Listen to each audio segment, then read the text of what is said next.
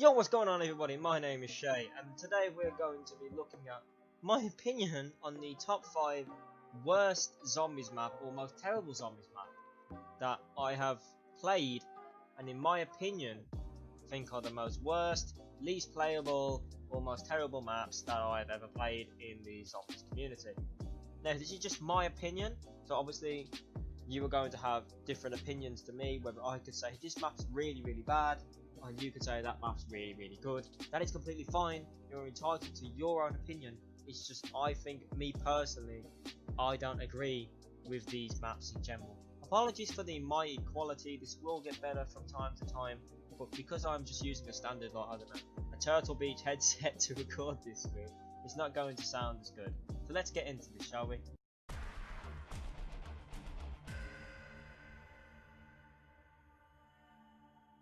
Number 5 for me, it's got to be Nocturne and Totem. Now I know all of you are probably going to be shouting at me, thinking, Jay, what are you doing? How can you put Nocturne and Totem in your top 5 bloody worst zombies maps? I'm like, okay, let me explain. Nocturne and Totem was the first ever zombies map to be released in the franchise. It was released as an A bonus for completing the campaign, and was only able to be unlocked by those mains.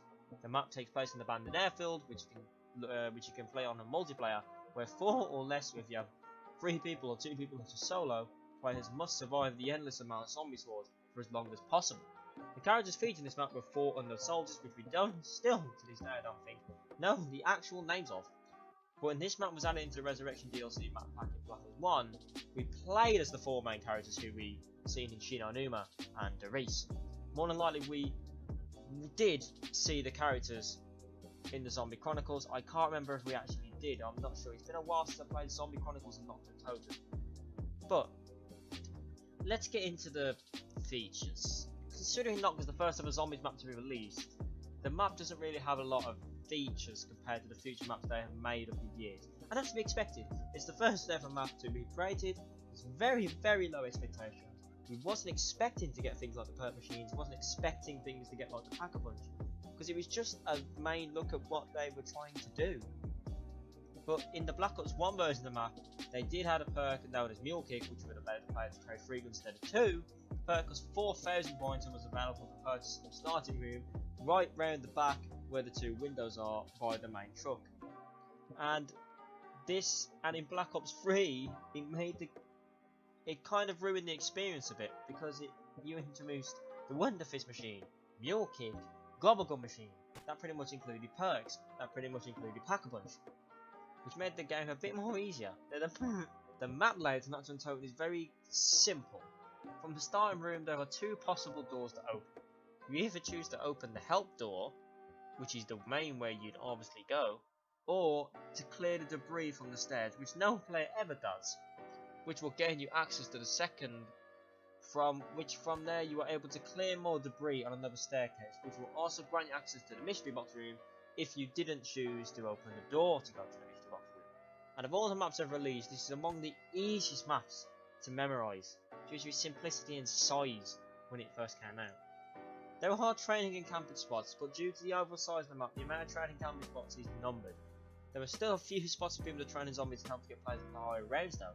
For example, there's 2 training spots and there's 1 camping spot. Everyone knows the camping spot. But the first training spot on the map is located in the starting room, more specifically under the stairs near the pillars, where little couch thing is on the stairs.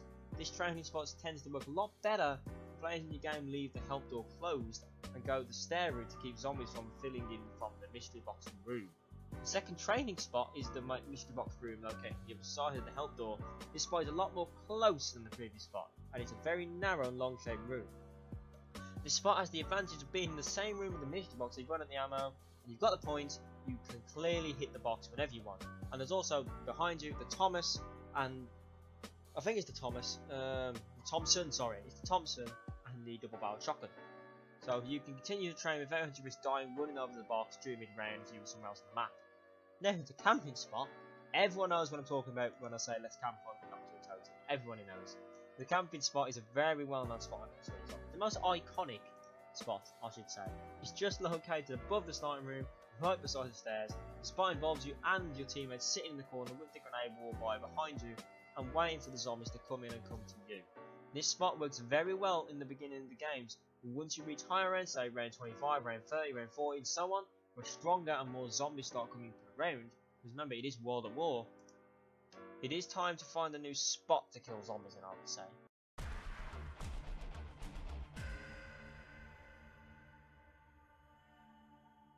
Okay, moving on to number 4, and that will be Call of Duty Black Ops 3 Easy's Revelations.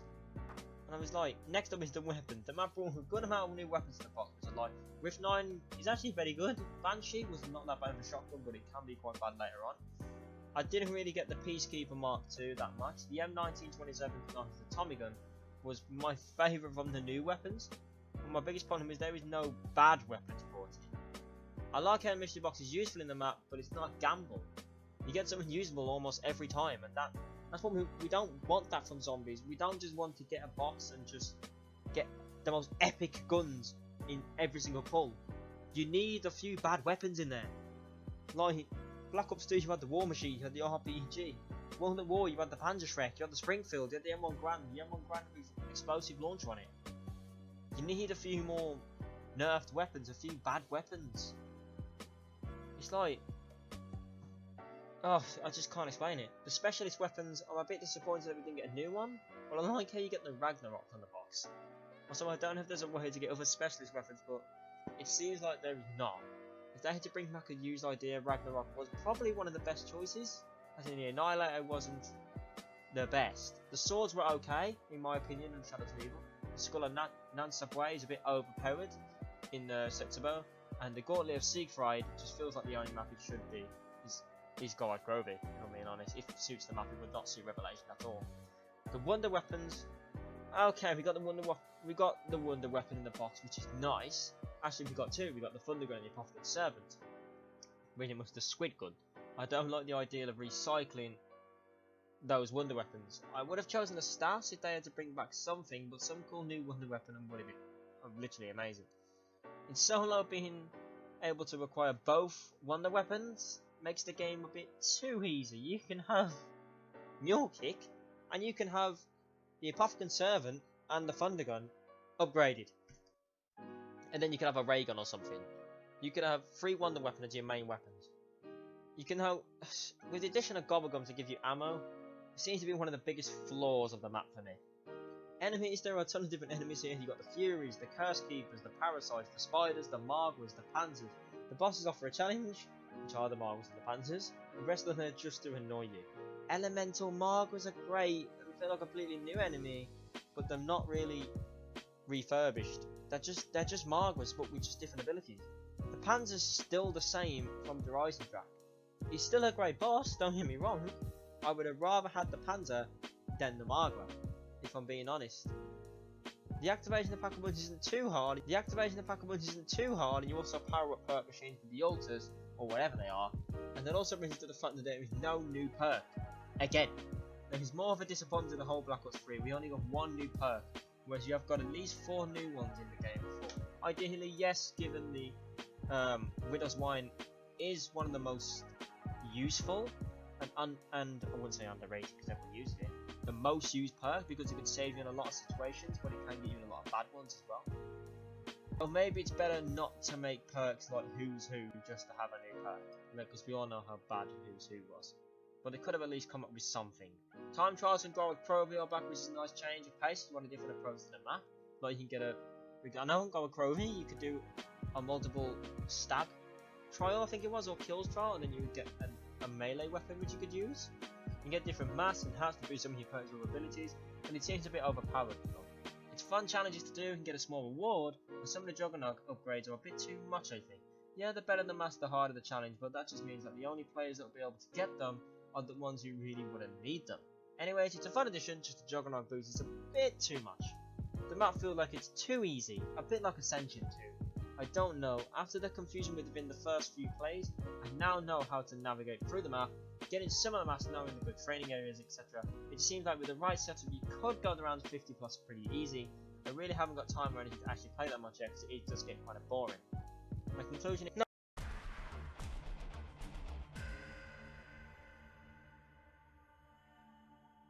Number 3, do I really need to talk about this map? It is Shangri-La.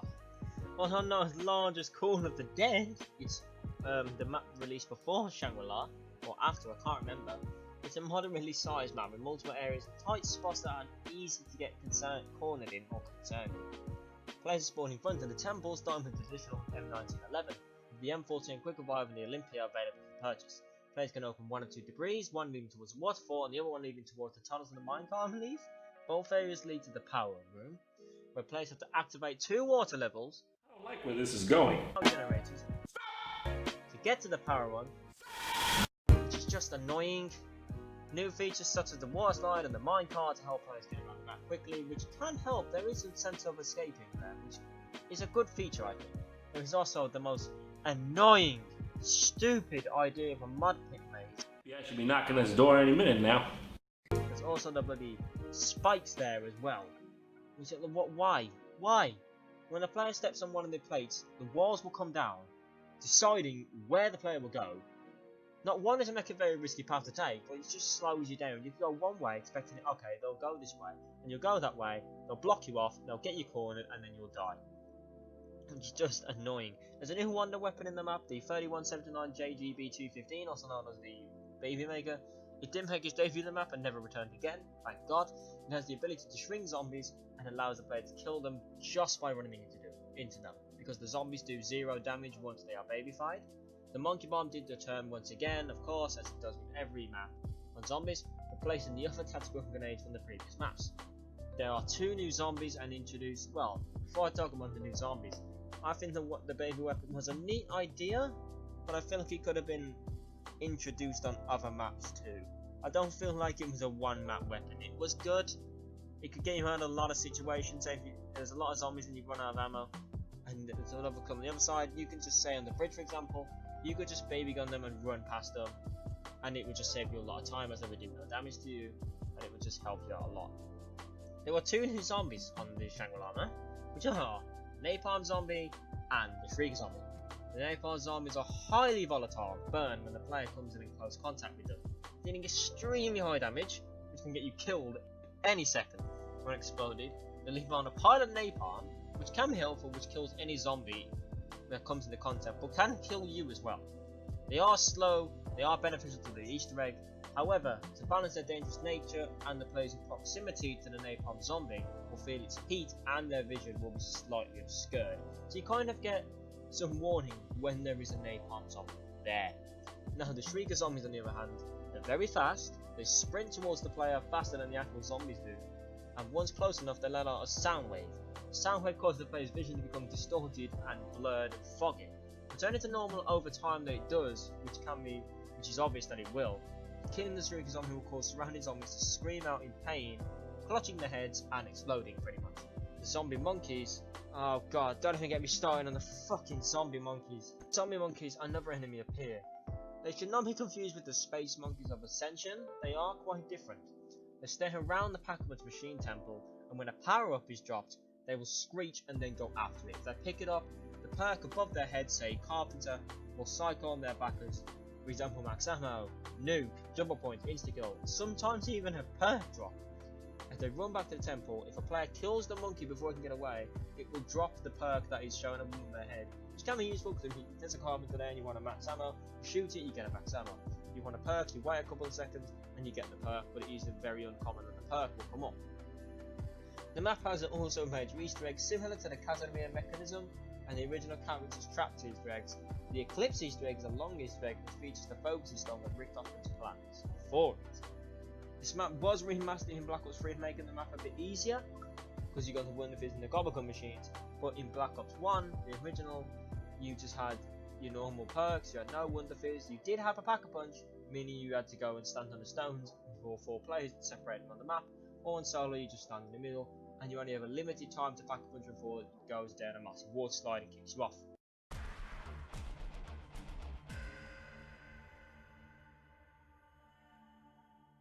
Coming out number 2, Die Rise. Whoa. Die Rise is a map of Black Ops 2, which was the first DLC to come out when Black Ops 2 came out. Die Rise occurs in a post-apocalyptic China where the fight against the zombies takes place on 2 skyscrapers. The top half of the spawn building is broken off and wedged upside down between the 2 skyscrapers, bridging the gap between them while effectively acting as a third building. It is also the first map in zombies to introduce a true element of verticality, including broken elevator shafts, upside down skyscrapers, deadly falls, and elevators which transport randomised Coca-Cola machines and the Pokemon machine up and down the floors. When jumping from building to building, that's right, jumping, not stairs, not just running through, jumping. Mattresses are scattered throughout to prevent injury from the jumps, which won't matter because you're probably going to die every time you jump off anyway. The map contains tighter corridors and long vertical drops, which is unlike any other zombie map. The map features a new buildable wonder weapon, which is, one in my opinion, the best, if not maybe one of the most used wonder weapons in zombies history pre-patch, the Liquefier, which was a new buildable device. Also discovered the Trample Steam, which has the capability to fling players, yes players, and zombies alike, which obviously the players who use Trample Steam for themselves use it for jumping, not to actually fucking walk into it by accident. Die Rise also features a new enemy called the Jumping Jacks, which is a complete rip-off of the crawler zombies on Kingdom of the Totem. They go into every 5 to 7 rounds, as I say. With the short teleports around the environment, they are also, which generally just rip-offs. There are also zombies with stronger health, identifiable by their body armor. A new perk of Cola is introduced, which is called Who's Who, the worst perk of all time. Because Who's Who is that perk where if you have it equipped and you go down, you do respawn, you have to revive yourself, but you respawn with the starting pistol and the zombies can still hit you. Why? Who decided that's a good idea to make a perk where if you go down where you can revive yourself, which is a good idea, but the zombies can see you and hit you and you start with a rare pistol? You know what would just be good enough for that? Why didn't you take the afterlife from Transit and make that Who's Who? Because you look at the afterlife system, not Transit, Mob of the Dead, sorry. You look at the afterlife system, can the zombies see you? No. Can they attack you? No. Or you start with Star Weapon? No. You're in a ghost and you can zap things. That's what Who's Who should be. In Afterlife, Mob of the Dead should be Who's Who. That should be Who's Who. Like, oh my. Through a patch, the weapon locker and the bank utilises Transit were added to the map later on. Why? When did I use the bank? I don't remember ever using the bank. I don't remember ever using the locker on Die Rise.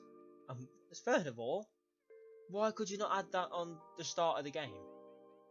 Well, not the start of the game, but the start of release when the map came out. Like, what? Jason Blundell, what are you doing? They can be found by going to the power room from the freight elevator and jumping over the gap. The closest fridge in that room is the weapon locker. The 2 showers in the room are the bank utilities, which makes no sense whatsoever. Oh, it's so stupid. If I tell you that, quote Tim Hansen here, if I tell you that 80% of my deaths are from fall damage, again I'm quoting Tim Hansen here, he's right. He's generally right. The amount of times that I played Die Rise and died from fall damage, or I think I'm about to land on a mattress, I'll land on the mattress and it'll slip me backwards and I'll die on solo, is astronomically high. The Slicker with pre-patch, best thing ever. Post-patch, where then is now patched, you'd shoot the Slicker and it would slick you off. So you'd shoot it down and you would slick with the zombies. I'm like, what the fuck? You've just ruined a perfectly amazing wonder weapon. The wonder weapon has now turned into your demise when it should be helping you. What idiot thought it was a good idea to patch the bloody Liquefier? It is the worst idea I have ever seen in my life. That, ladies and gentlemen, is pretty much why Die Rise is second to last, and why it is the worst map, if not the worst DLC map of all time. And number one is, you gotta see why number one is generally so bad, and I feel like all of you know what it is.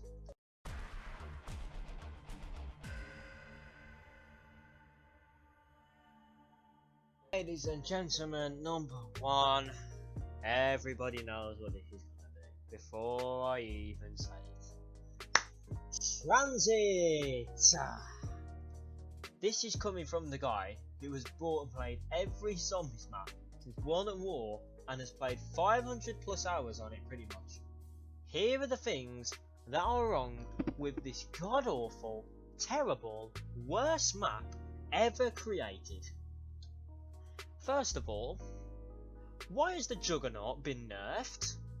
Because when I get Jug, it doesn't feel the same as the other Jugs. This might sound a little bit stupid, but well, why? Why is it a thing where you get like perma Jug and getting normal Jug? Why are they two completely different things? Like, yeah, that's fine. You give us little power ups, like if you build too many boards. Say too many, if you build a lot of boards, the boards get upgraded to steel or metal boards, so it makes the zombies harder to get off. If you revive a load of players, you get quicker by perma. If you get hit a bunch of times in the lava, or I don't actually know how you get perma jug, you get perma jug. If you use the box a lot of times, the box will stay there longer, because a teddy bear will be on top of the box. Now, there's like some of the little added bonuses if you use most stuff more than likely. Which it's kind of annoying because you don't know if you get it, and there's also the PhD one as well, but you can barely get that one on transit. That's more of a berry thing. But second of all is the EMP grenades are actually pointless unless you find the electric boss. I'm sorry, I don't know his actual proper name. Like, you're going to on transit or like just in town survival, which is what most people played instead of transit, and you get EMP grenades on town. What's the point? Other than the boss, what's the point? Because your mate will generally get a Reagan Mark II in the box, and you're throwing EMP in the box with those. Like, he's just. I don't mind trolling, but that's just why you've just implemented a trolling thing. It's just pointless. Third of all, why do we have denizens fighting us when going across the fog? The long agonising run to the next area is already enough. Like, Christ. Yeah, we have the denizens. I'll tell you why we have the denizens and the fog. It's because of the engine that Black Ops 2 was running. In Black Ops 2 Transit, they were told, well, not told, they didn't know it was going to work at the time, and the engine just couldn't run with the way Transit was rendering stuff. So the fog actually helps you render the distance, and the fog is needed to make the map render without it crashing. Kind of like when you get to a certain round the game crashes on the Black Ops 4 Unclassified. So yeah, Black Ops 2, the denizens are there to slow the player down so that the map can render, and the fog's there to stop you from seeing everything so that the map can actually render itself. So the fog and the denizens are needed because of the engine. I'm just saying, why did you have to include that then? Don't make transit then. It's that simple. You could have made transit on next gen Xbox One when Black Ops 3 came out and just have a completely different game. It would have just been so much better. But yeah, we do have Xbox One compatibility, so the engine might have been better now if they didn't got the fog and kept it, but ideally it's just annoying. And number 4, the Wonder Weapon. What? It's just it's the worst Wonder Weapon ever made. You find the parts, which I think is 3 to 4 parts. It breaks once you use it. You kill about 10 zombies with it and it breaks. The jet gun. Why? No one's ever going to use it. It's a B-Tech for the Thunder Gun. The Thunder Gun, instead of shooting the zombies out of the gun, pulsating them before they get to you, pushing them away, loads of force, the jet gun brings them in and does the opposite of the Thunder Gun and breaks in seconds. which means once it breaks, you've got to go all across the map, find all the parts and build it again.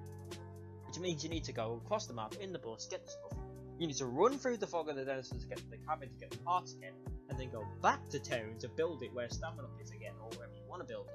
I'm like, just, oh my god.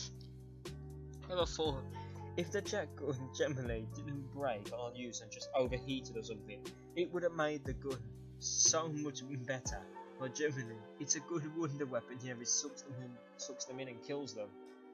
It just didn't need to break after a second of use, just make it overheat. Like, come on, it's not that hard. Look, let's give me an example. Let me try and think of an example here. The flamethrower from World of War. Not a wonder weapon, obviously, but when you shoot it a couple of times, it doesn't break. It just overheats, and you've got to wait a couple of seconds for the heat goes down, and then you can start burning zombies to death again. Like, you've got a system from World of War which you can't implement to a wonder weapon in Black Ops 2. Like, how many years after? What? I mean, come on. The new Easter egg song is going to be one of the worst songs I've ever heard in my life. I'd never even turn it on. The Easter egg is pointless and there's two sides to it, and it's the most frustrating Easter egg to do yet. Especially on solo, where you've got to get exclusively lucky with RNG numbers. The electrical trap and turret needs to be powered by the turbine, so there's pretty much no reason to build them whatsoever. Bloody... it's just another stupid decision. Why isn't there a button for the bus to stop or go either? Like, you'll get on the bus, you'll go into the box room, you'll have about, what, 2 minutes before the box goes? Before the bus goes. And yeah, you can use EMPs to stop the bus. You have to wait about 10 minutes for the bloody bus to turn back on. It's like, why is there not a button I can go there to say to Ted, alright Ted, I want to go now, let's go. Oh, alright Ted, stop the bus, we aren't going to go yet. It's just that simple.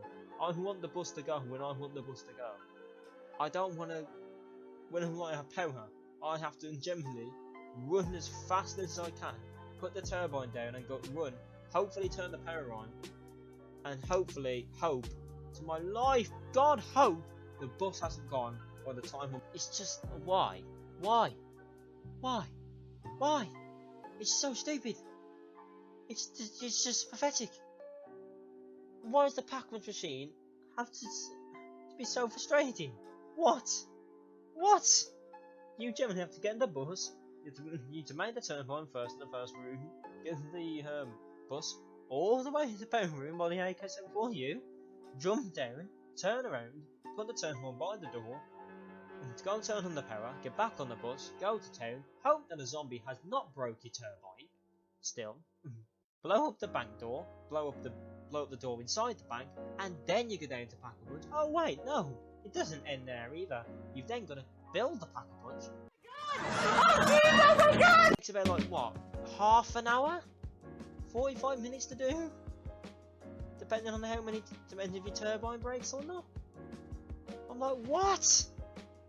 Come on, you can't make it that genuinely stupid and hard. It's just the stupidest system I've ever seen in the Zombies map.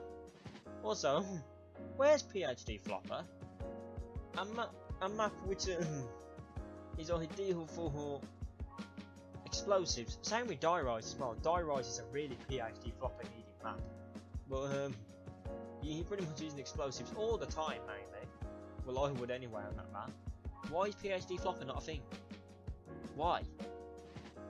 It was a thing in Black Ops 1 in Ascension. I get it was a bit too overpowered on Ascension. You could dolphin dive from like that massive big catwalk area.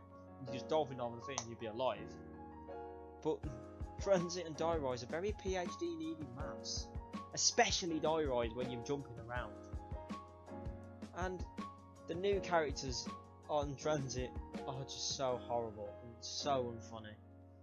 I think it's the Chaos Crew. I don't know what they're called. I think it's the Chaos Crew. Please correct me if I'm wrong. I don't know the storyline.